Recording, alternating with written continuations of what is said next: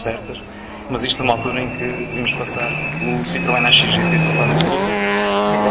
Parece o homem que liderou desde o início a luta pelos VSH, o Paulo Veredas, desta feita acompanhado pelo Adriano Rosa, enquanto ali o Brian Duarte ainda lá está fazendo pela vida para mudar o pneu ao Renault Clio. O Paulo Veredas que estreava o Peugeot 306 GTI nos pisos de terra, depois de apenas uma pequena experiência para testar suspensões. Foi a primeira vez que o piloto realmente conduziu o carro nestas condições. E lá vai o Brian Duarte com o José Amaro. Lá vão eles rumo ao final da classificativa, mas já com um grande atraso no cronómetro.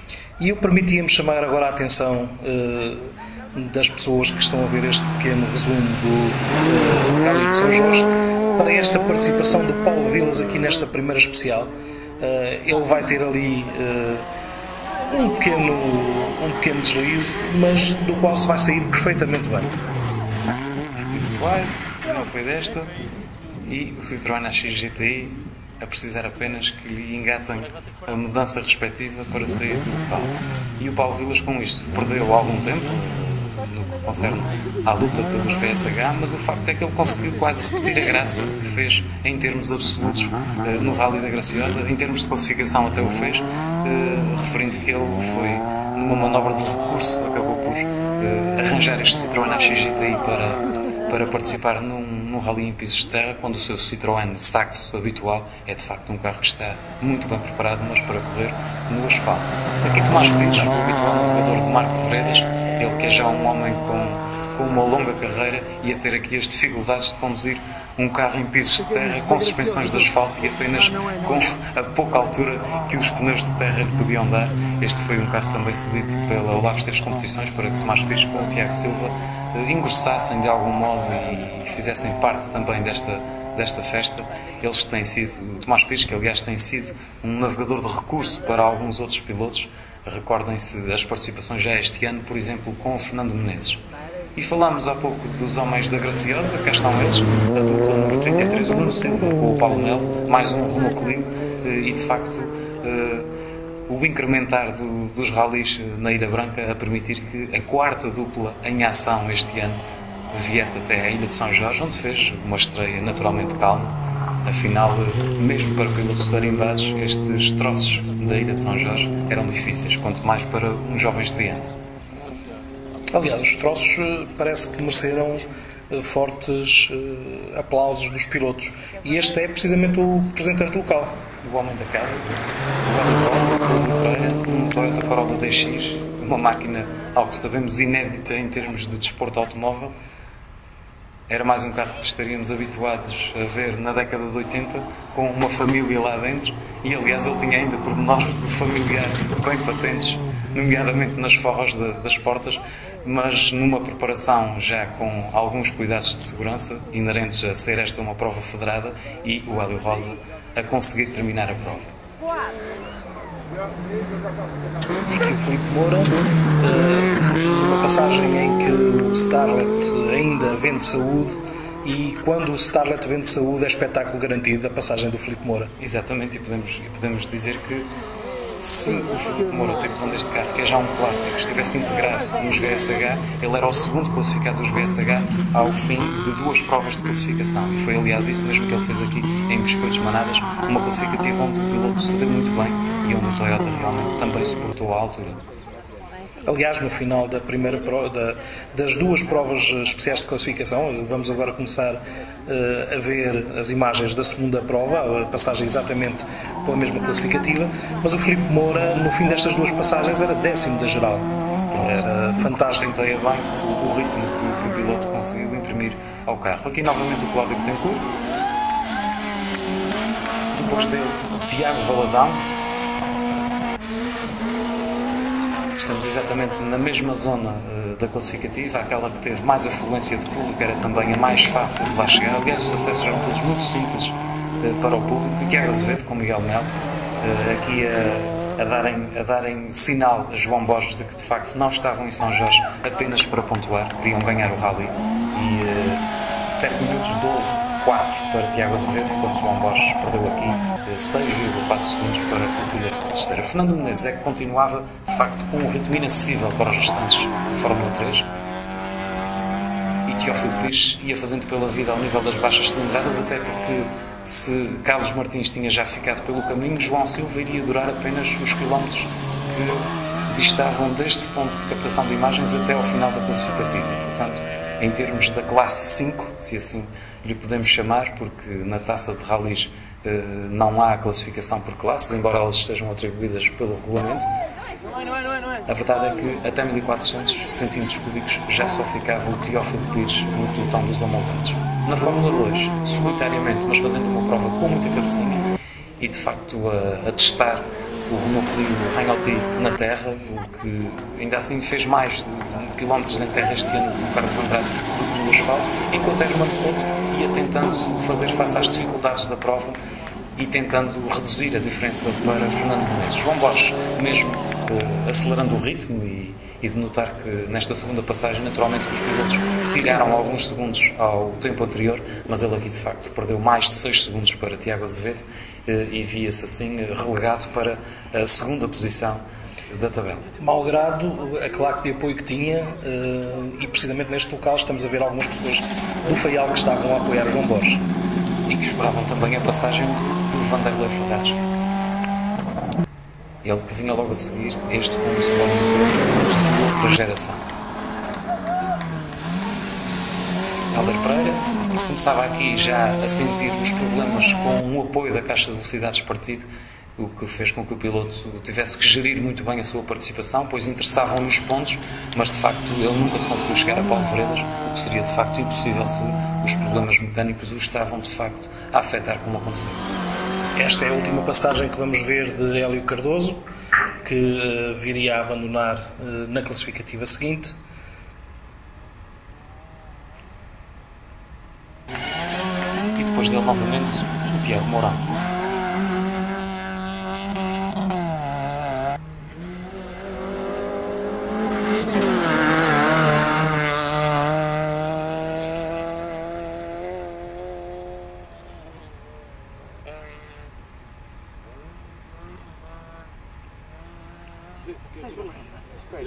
Aqui o nosso colega Ricardo Laureano, que já tinha sofrido na pele os ossos do ofício, a tal busca das melhores perspectivas levou a que houvesse ali uma arranhadela de serviço. Mas ele tinha o medicamento logo preparado para tratar do assunto. Vimos novamente o Délio Dias, agora Francisco Carreiro.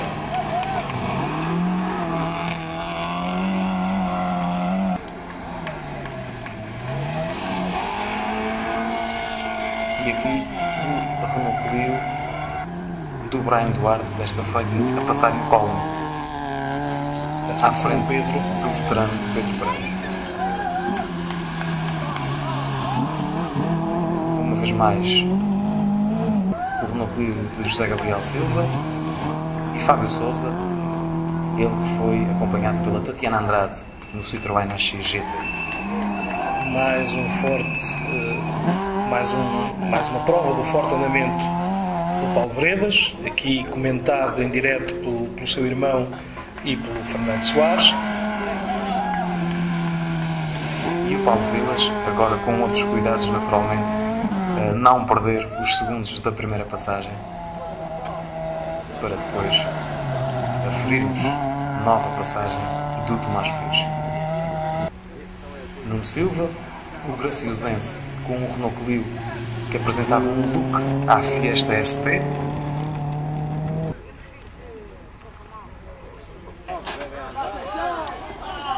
Hélio Rosa, o Toyota Corolla DX, mesmo com as limitações de um carro aparentemente de série, a conseguir chegar ao final da prova. E Filipe Moura, já agora podendo referir-se que ao final de duas classificativas era então o 10º da classificação geral e repare-se na pequena distância para Carlos Andrade. Tiago Azevedo liderava então, ele tinha 14 minutos 39 segundos 6 décimas e tinha apenas 1,5 segundos de vantagem sobre João Bosch. Fernando Menezes seguia na terceira posição já com uma vantagem considerável para Hermano Couto, que levava o Mitsubishi Lancer ao 4º lugar neste parcial de duas classificativas. o quinto era Cláudio Betancourt e depois Tiago Valadão. Entre os VSH, Paulo Veredas era o líder, tinha já uma vantagem também confortável para Hélder Pereira e Paulo Vilas fechava o pódio dos VSH à frente de Fábio Sousa e de Tiago Mourão.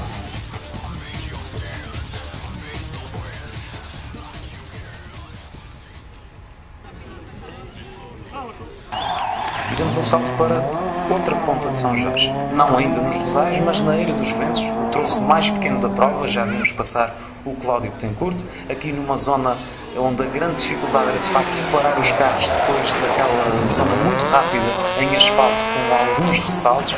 Vimos agora a passagem do Tiago Valadão, o líder da prova, Tiago Azevedo, que o seria durante mais alguns minutos, depois ia perder mesmo a liderança para João Bosch. Fernando Menezes, com a sua condução rápida, mas também muito prática, ele de facto nos pisos de terra consegue imprimir um excelente ritmo, um Citroën Saxo Cup, que arriscamos a dizer estará um pouco longe da concorrência. Teófilo Pires aqui com um descuido, o Toyota Yaris, embora maleável, não conseguiu fazer da melhor forma este apertado gancho à esquerda, que tinha como grande obstáculo aquela parte em cimento onde os carros calçados com pneus de terra ficavam com uma aderência complicada de ser gerida pelos pilotos. Carlos Andrade, agora Herman Couto, o Mitsubishi Lancer Evo 8. Esta é, aliás, a segunda passagem pelo troço da Eira dos Ventos, quando vemos aqui uma aula de fotografia ministrada por Ricardo Laureano a um jovem jorgense. E João Bosch queria vencer esta classificatória. 6 segundos, isto num troço com quase 2,5 km.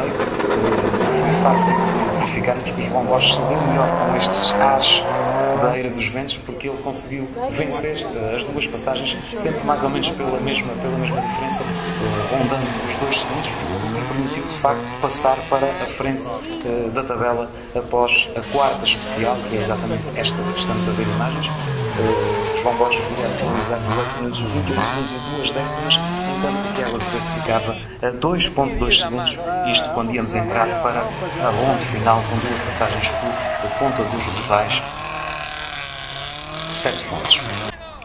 Maneiras muito diversas de abordar este gancho.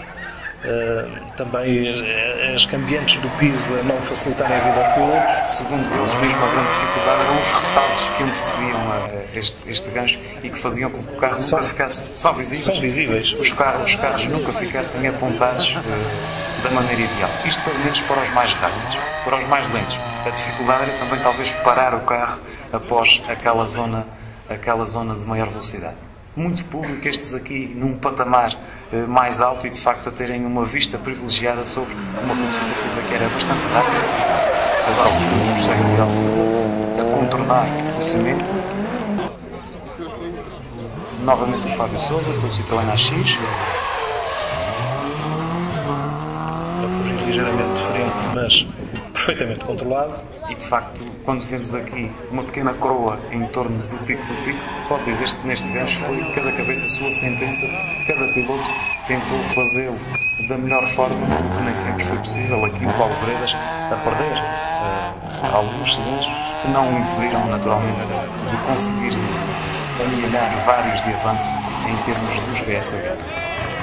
O Paulo Vilas quase até ao limite, mas de facto havia ali uma parede e o Citroën AX a prosseguir da melhor forma. Nuno Silva, piloto que acabou por não participar, embora o Citroën Saxo se tivesse deslocado a São Jorge, de facto um problema que motivou uma grande solidariedade com 5 equipas a ajudarem o piloto das Lajes na noite que antecedeu a prova, mas o carro francês não estava de facto com vontade de andar nos troços de terra de São Jorge, a terra deste homem, o Hélio Rocha, novamente a passar frente ao seu público.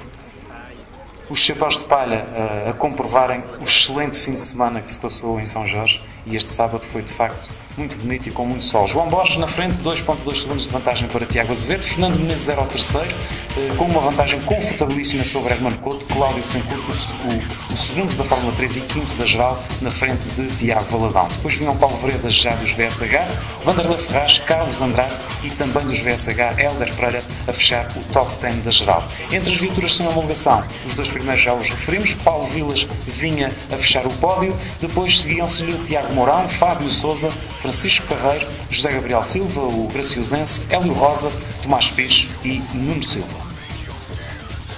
Foi com estas classificações que se chegou à ronda final, exatamente